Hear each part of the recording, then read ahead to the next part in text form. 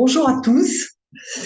Je vous retrouve aujourd'hui pour aborder l'aspect technique concernant l'interprétation des transits. Donc, je vais entrer directement dans le vif du sujet et je vous expliquerai, chemin faisant, à travers les différents aspects qu'on rencontrera, comment ça se passe. Donc, d'abord, l'aspect de transit. C'est l'étape de transformation qui nous est donné, en tout cas, par l'aspect que forme la planète qui transite et qui va dire étape, va présupposer un point de départ. Et ce point de départ, ça va être l'aspect précédent qui va me donner des indications sur l'aspect que je suis en train de vivre aujourd'hui. C'est ce qu'on appelle l'événement racine. C'est ce qui s'est passé auparavant. Donc, par exemple, si à l'opposition précédente, vous avez vécu tel événement, eh bien maintenant, cet événement va être pas répété par la même chose, mais de la même importance en tout cas. Donc, dans un transit par conjonction, il y a quelque chose qui va se former et qui va être comparé à une petite graine qui va se développer pendant tout le tour de la planète autour du thème natal. Par exemple, si vous vivez un transit par conjonction de Saturne sur votre Soleil ou d'Uranus sur votre Soleil, eh bien, il va y avoir un événement particulier et les aspects qui vont suivre par la suite vont être en corrélation avec ce travail de conjonction. Donc, je vous demande de regarder le croquis qui est sur l'écran, qui va nous expliquer ce qui se passe au cours des 5 passages. Il peut y en avoir 3 et parfois il peut y en avoir 5. Donc, les 5 passages sont les suivants. Au premier passage, c'est comme une prise de contact avec le processus de transformation. C'est un événement qui se prépare et ce sont les prémices de tout un temps de mutation. Un événement arrive, on va y porter attention ou très peu, mais de toute façon, cet événement va concerner tout ce qui va se passer par la suite. Ensuite, la planète, elle va ce qu'on appelle rétrograder. En fait, elle ne bouge pas, c'est un effet d'optique, mais ça, c'est un autre sujet. Et pendant ce temps de rétrogradation, c'est-à-dire pendant le deuxième passage, il s'agit d'intérioriser et de donner du sens à ce que l'on vit. On a l'impression pendant cette rétrogradation que la pression diminue et qu'on est plus sollicité. Voilà. Et cette impression va nous demander justement une intériorisation et de chercher à comprendre ce qui se passe. D'ailleurs, on va ressentir des choses. Hein. Donc, je regarde, je prends du recul, je me mets dans un coin et j'essaie de savoir ce que ça veut dire. Ensuite, lorsqu'elle a terminé sa rétrogradation, elle va passer une troisième fois. Et au troisième passage, eh ben, ça va être le test de vérité. Est-ce que j'ai vraiment assimilé le sens de ce que je vis ou est-ce que je continue à me raconter des histoires? Ben, en tout cas, ça dépend des personnes, mais de toute façon, je ne suis plus du tout dans le même état d'esprit. Il s'est passé quelque chose qui m'a marqué. Et même si je n'arrive pas à savoir exactement comment me positionner, de toute façon, je ne suis plus la même personne par rapport à cet événement.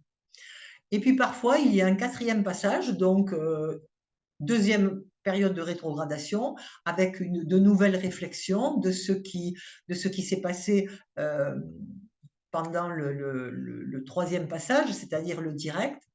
Et ensuite, au cinquième passage, eh bien, la rétrogradation du quatrième passage est terminée et donc la transformation a dû être effectuée.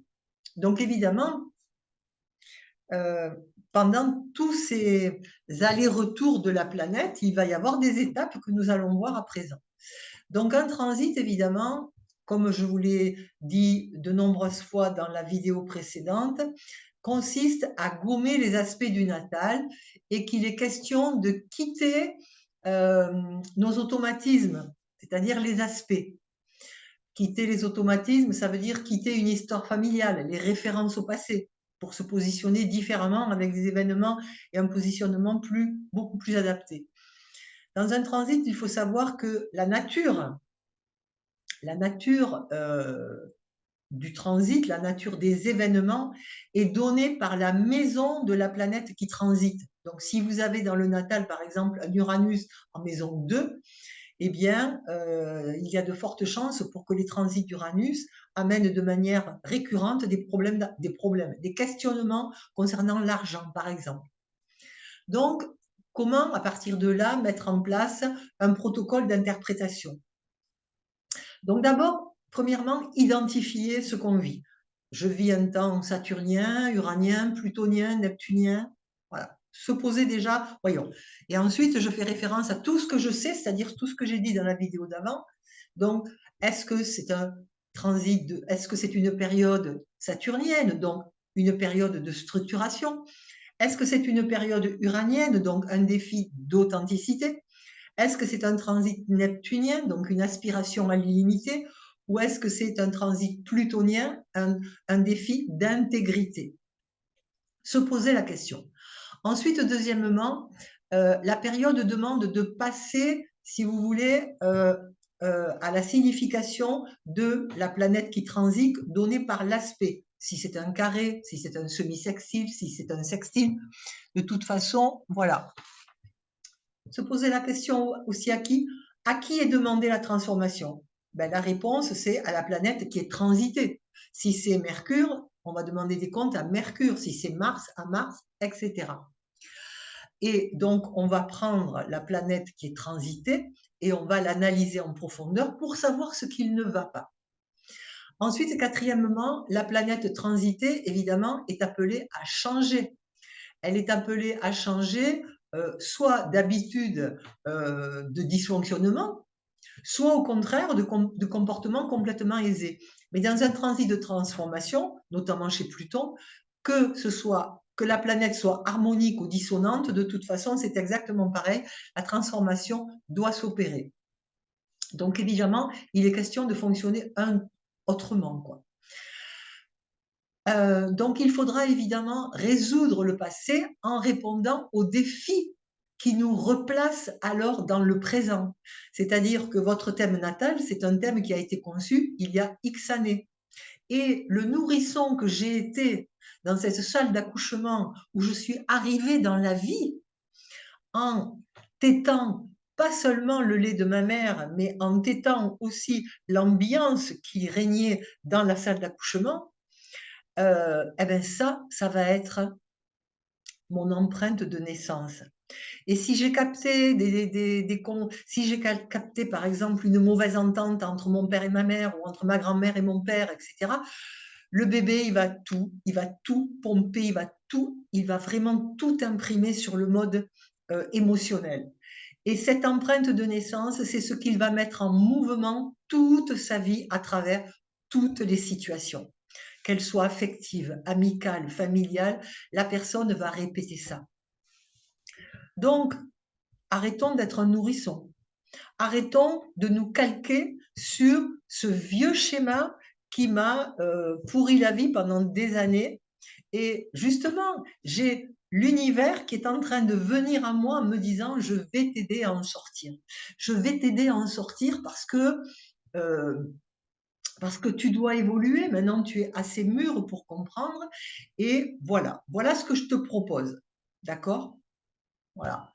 Donc, on va voir maintenant les différents aspects que la planète qui transite va former.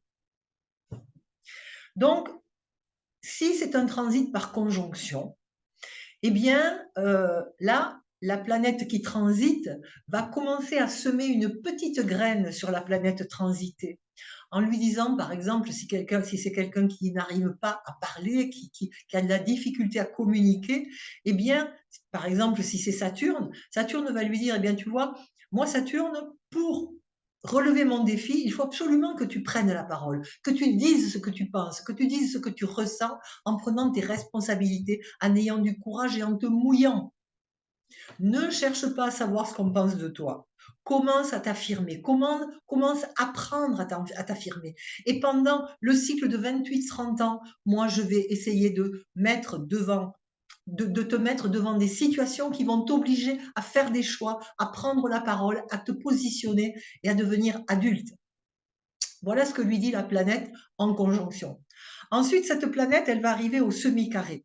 Le semi-carré, vous savez, à mes élèves, je leur dis, le carré, c'est le couteau, le semi-carré, c'est vraiment le scalpel. Vous voyez là où je veux en venir, hein. La métaphore, elle est très bien trouvée parce que le semi-carré, qui est un angle de 45 degrés, coupe net. C'est-à-dire qu'au semi-carré, Saturne va demander au Soleil de couper radicalement avec les références du passé.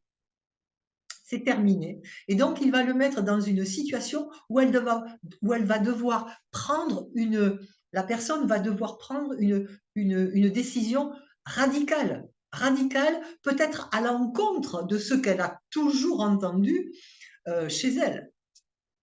Voilà.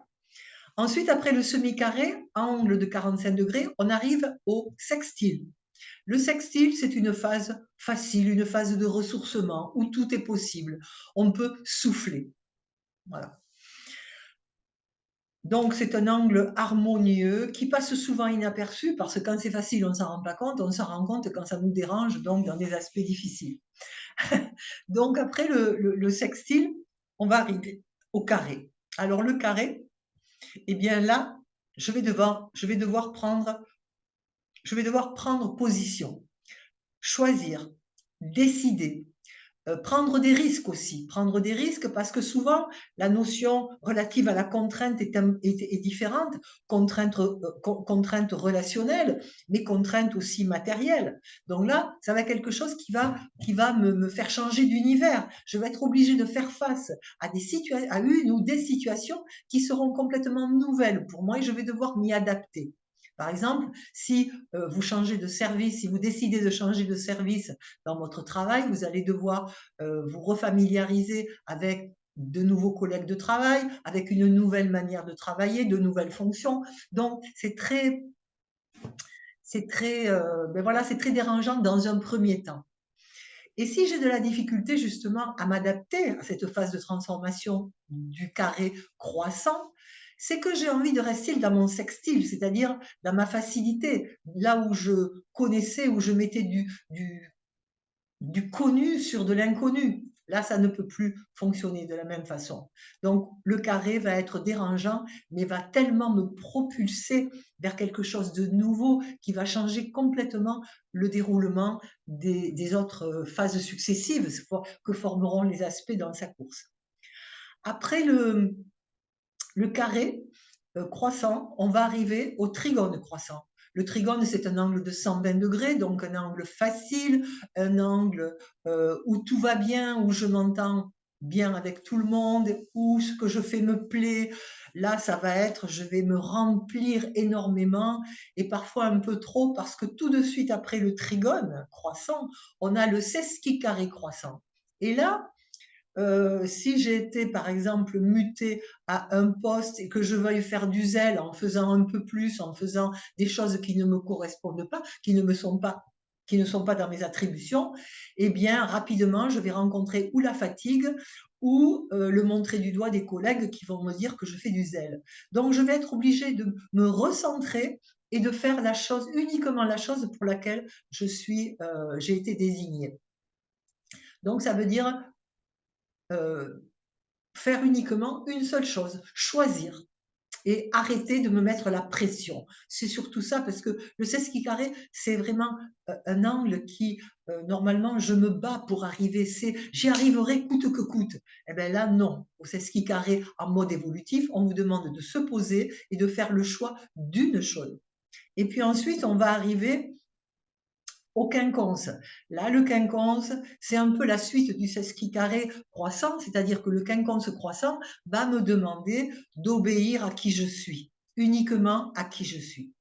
C'est-à-dire de me choisir un seul objectif, de me spécialiser et de faire des choses qui me ressemblent, des choses que j'aime. Pourquoi? Parce qu'après on va arriver par analogie à l'opposition et qui correspond évidemment à la pleine lune. Donc là, la pleine lune, je suis remplie de moi-même. J'arrive, je suis en train de taper à la porte de l'hémicycle décroissant, mais remplie de moi-même. Et là, qu'est-ce qui se passe? Je vais découvrir un monde complètement différent. C'est-à-dire que là, je vais devoir réaliser, conscientiser que ma vision du monde que je crois unique, eh bien, elle est réduite à néant et que je vais devoir composer avec aussi le point de vue des autres et des situations sur lesquelles je n'ai aucune prise.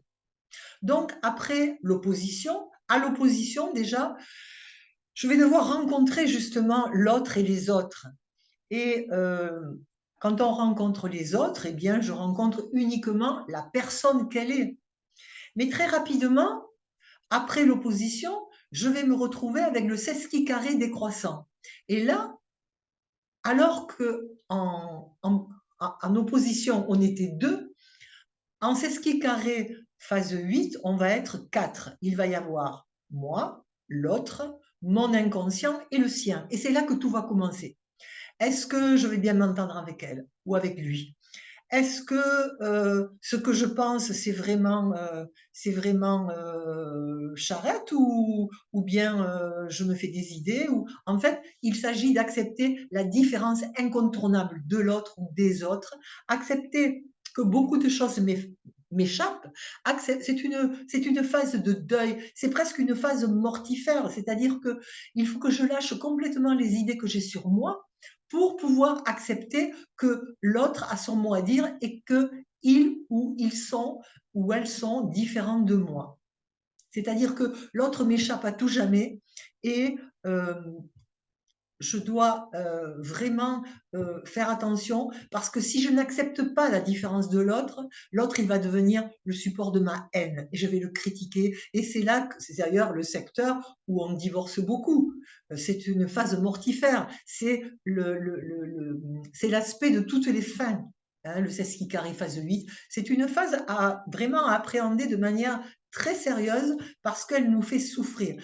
Dans un sesqui carré phase 8, on est capable de descendre dans nos propres enfers parce que l'attitude des autres au contact de mon inconscient euh, va réveiller des choses très désagréables. Et si je résiste, si je ne veux pas accepter ça, ça va me faire descendre très, très, très, très bas, très au fond. Hein. Certains diront mordre l'herbe jusqu'à l'humus, mordre la terre jusqu'à l'humus, c'est-à-dire qu'on va descendre au fond pour enfin remonter, se donner un coup de rein et remonter justement beaucoup plus de tolérance. Parce qu'en fait, le mot tolérance, c'est le mode évolutif du sesqui carré phase 8. Accepter que l'autre soit différent de moi. C'est vraiment euh, une acceptation incontournable. Il n'y en a pas d'autre.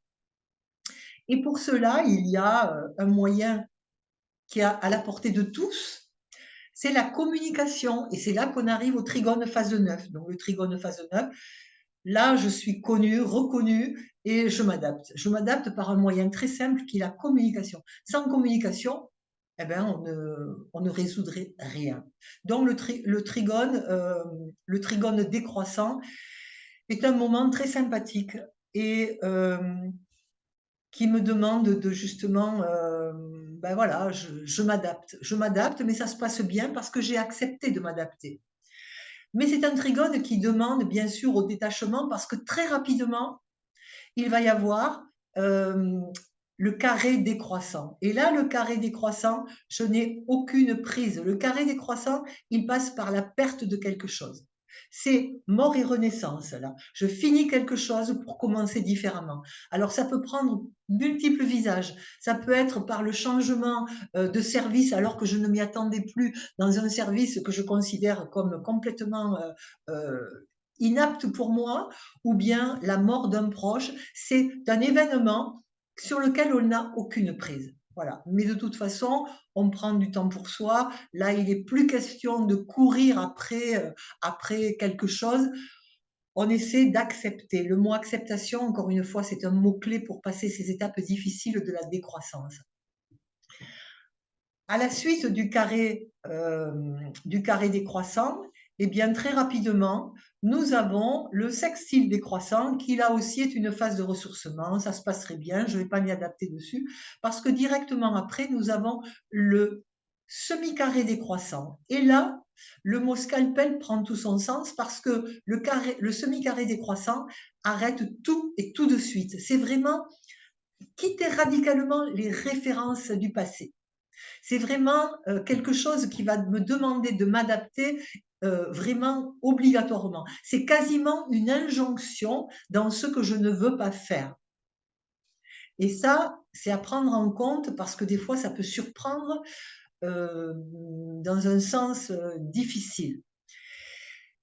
Ensuite, derrière, on va voir le semi-sextile décroissant. Voilà. Alors, le semi-sextile décroissant, vous allez le comprendre si je vous parle par analogie à, à la lunaison. Lorsque la Lune est en train de finir sa course autour du système solaire, et la Lune s'approche du Soleil, mais c'est une Lune qui est fatiguée, c'est comme une Lune balsamique, elle est fatiguée, et il lui tarde une chose, c'est de se ressourcer des rayons du Soleil pour enfin reprendre toute son énergie et amorcer une nouvelle course. Donc, ce semi-sextile décroissant, c'est un peu la même chose. C'est vraiment un lieu où il ne se passe pas grand-chose. C'est comme une phase de bilan, un moment où on réfléchit sur ce qu'on a réussi, sur ce qu'on a échoué.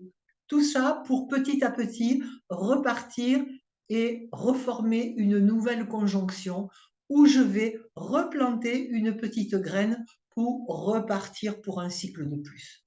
Voilà les aspects croissants et décroissants. Ce qui les sépare, c'est l'opposition où là, il s'opère une bascule en moi. Et puis ensuite, il y a, comment dirais-je, une exception qui est le transit des collectives sur les axes. Alors les axes, quels qu'ils soient, que ce soit l'ascendant, le descendant, le milieu du ciel ou le fond du ciel, là vraiment, ça va être important parce qu'un axe représente quand même là où on a planté comment dirais-je, notre essence. À l'ascendant, je suis, au fond du ciel, c'est mon berceau, et au milieu du ciel, c'est vraiment l'apogée de ma réalisation. Un transit sur un axe est important parce que d'abord, il ne faut pas oublier qu'une planète qui transite, si par exemple dans le natal, vous avez Uranus carré au Soleil, eh bien si Uranus vient transiter votre ascendant, il va réveiller l'ascendant avec le carré de naissance du Soleil. Donc, si l'ascendant bouge, ça veut dire qu'en face, le descendant va bouger par bascule.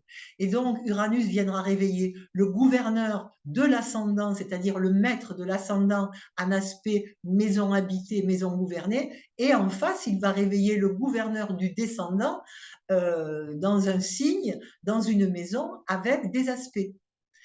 Et là, c'est exactement pareil. Donc, ce qui veut dire qu'au total, vous pouvez, selon le nombre de planètes auxquelles Uranus est aspecté, vous pouvez faire bouger presque tout le thème en un seul transit sur un axe. Voilà. Donc, écoutez, si vous avez des questions supplémentaires à me poser, n'hésitez pas à me les laisser en commentaire. Et je me ferai un plaisir de vous répondre. Je vous donne rendez-vous bientôt pour une nouvelle vidéo. Et je vous dis à très bientôt. Au revoir.